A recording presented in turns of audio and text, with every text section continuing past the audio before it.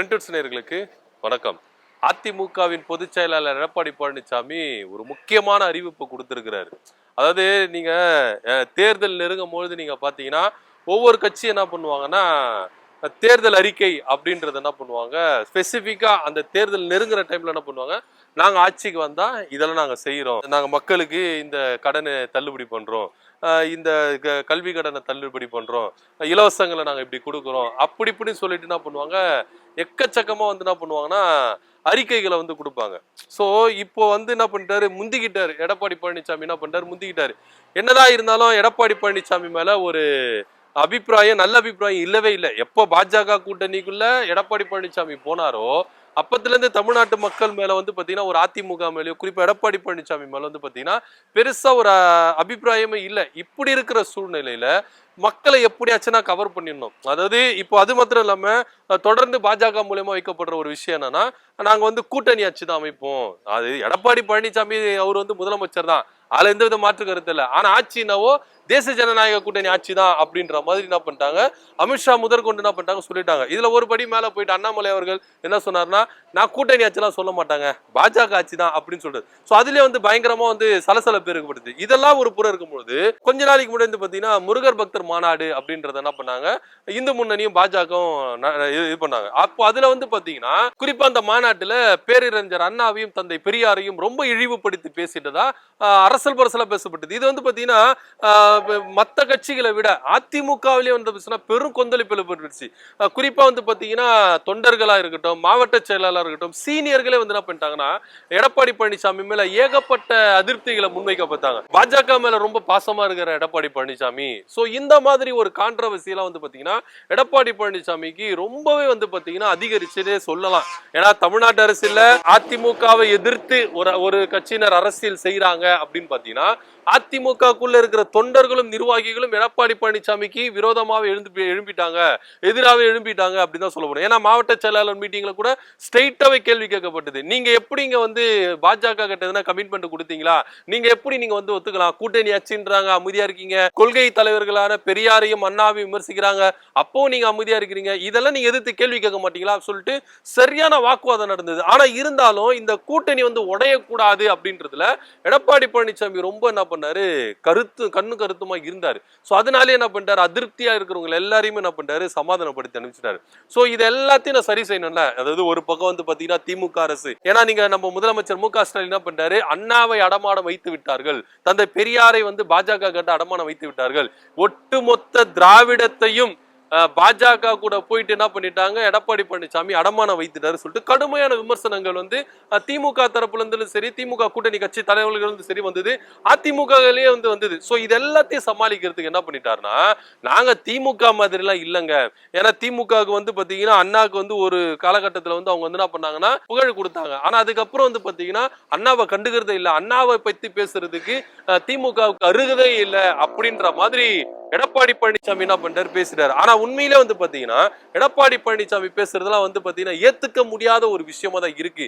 அவருக்கு வந்து பாத்தீங்கன்னா என்ன சொல்றதுன்னு நம்மளுக்கு தெரியல. ஏன்னா திராவிடம், அதாவது எம்ஜிஆர் அவர்கள் பாத்தீங்கன்னா திமுகவுக்கு மாற்று அரசியல் தான் கொண்டு வந்தாரு, ஆட்சி மாற்றத்தை தான் கொண்டு வந்தாண்டி திமுகவுடைய கொள்கைகள், அதாவது அண்ணா வகுத்த கொள்கைகள், தந்தை பெரியார் வகுத்த கொள்கைகளுக்கு மாறா எம்ஜிஆர் வந்து என்ன பண்ணல, செயல்படலை. எம்ஜிஆர் இருக்கட்டும், ஜெயலலிதா அவர்கள் இருக்கட்டும், திமுகவுக்கு எதிராக தான் நாங்க என்ன பண்றோம், ஆட்சி மாற்றத்துக்காக தான் நாங்க என்ன பண்றோம், அண்ணா திராவிட முன்னேற்ற கழகத்தை சேர்த்தாரு.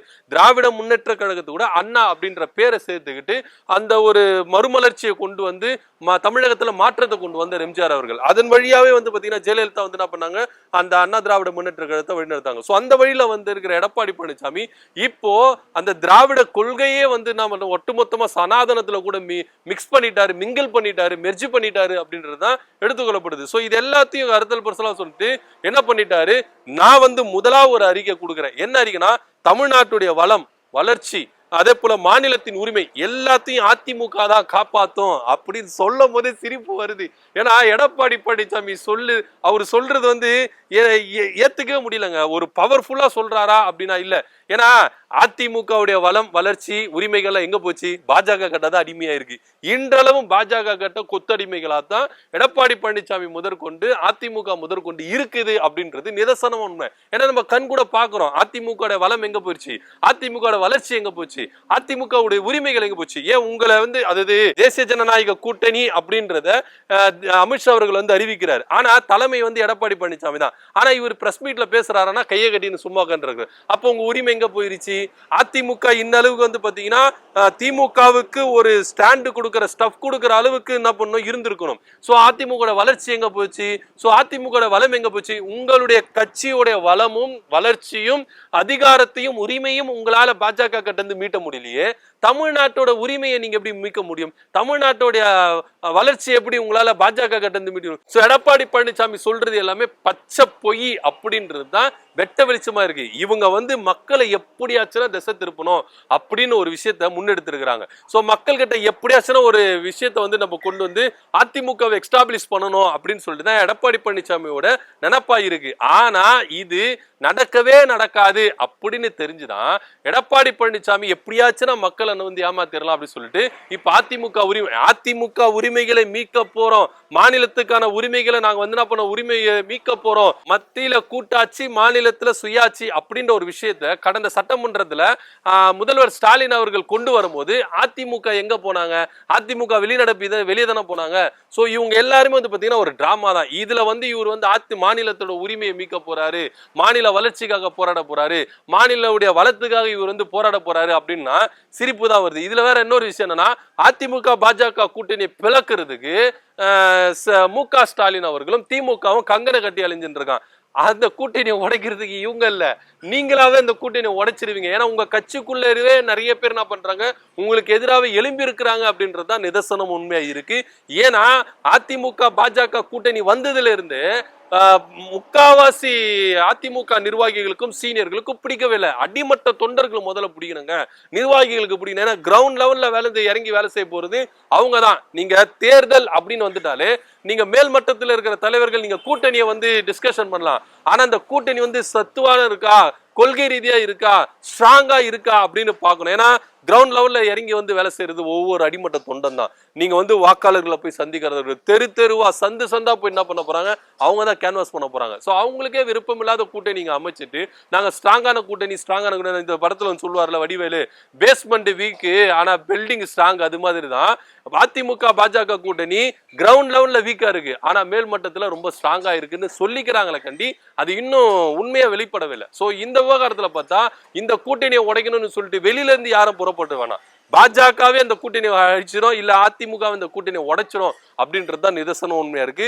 சோ பொறுத்திருந்து பார்க்கலாம். எடப்பாடி பழனிசாமி எப்படியாவது மக்கள் மத்தியில தான் ஒரு பவர்ஃபுல் மிக்க தலைவர் அப்படின்றது நிரூபிக்கிறதுக்கு என்னென்னவோ போராடுறாரு. இதுவும் ஒரு கை கொடுக்குமா அப்படின்றத பொறுத்திருந்து பார்க்கலாம். சோ எடப்பாடி பழனிசாமி அவர்கள் தமிழ்நாட்டுடைய வளர்ச்சி வளம் மாநில உரிமை எல்லாத்தையும் நாங்க மீட்டெடுப்போம், இது என்னுடைய முதல் தேர்தல் வாக்குறுதியாவே வச்சுக்கீங்கன்னு சொல்லிட்டு அதிகாரப்பூர்வமா அறிவிச்சிருக்காரு.